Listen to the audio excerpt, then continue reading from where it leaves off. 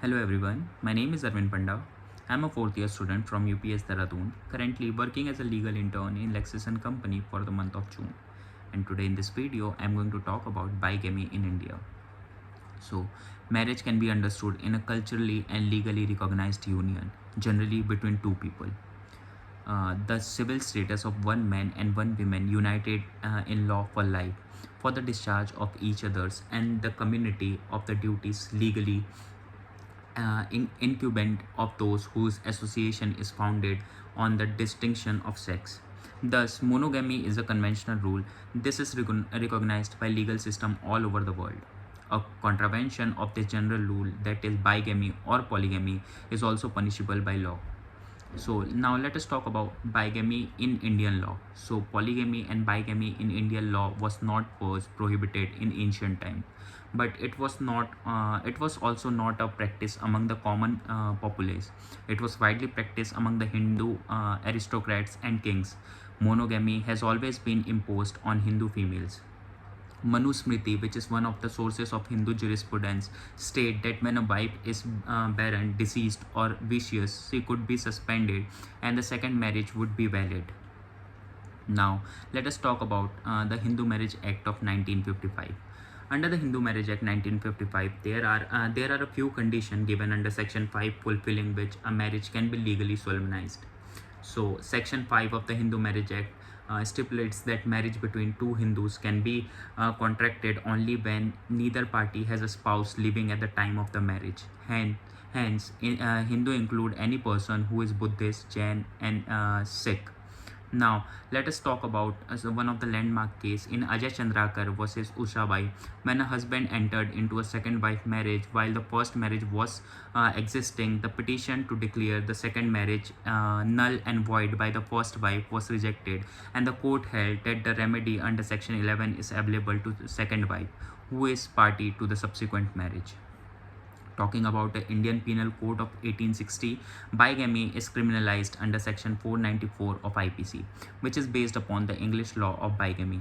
This section makes it an offense for both male and female, regardless of their religion except male Muslim.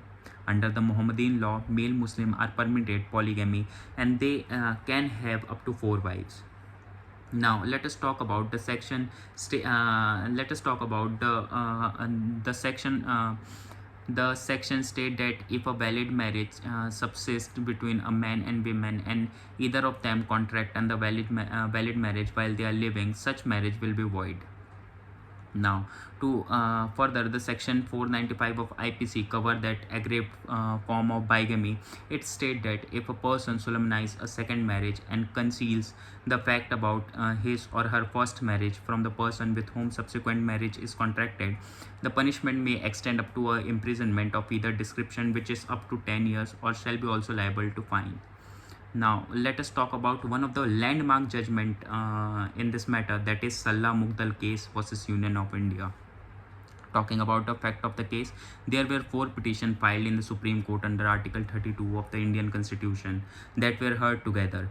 Firstly, in writ petition, there were 2 petitioners. Petitioner was Salla Mugdal, the president of recognized society called Kalyani, which was not a profitable organization working as the welfare of needy families and deserted women.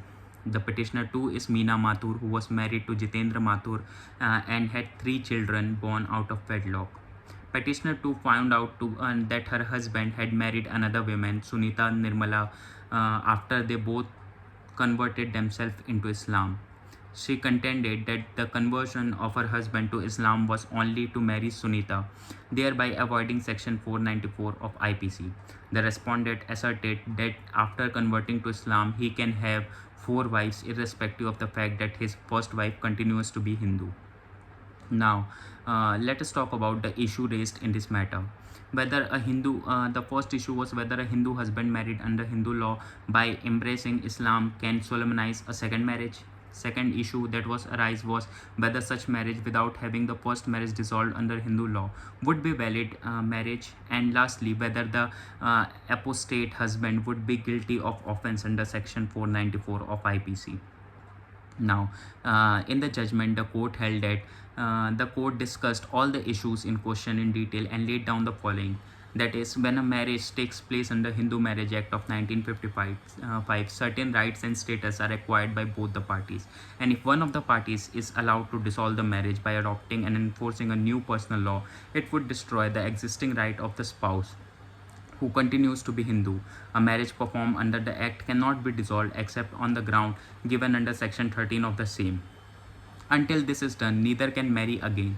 The second marriage of an apostate would therefore be illegal marriage. So, it further held that such marriage is violative of justice, equality, and good conscience.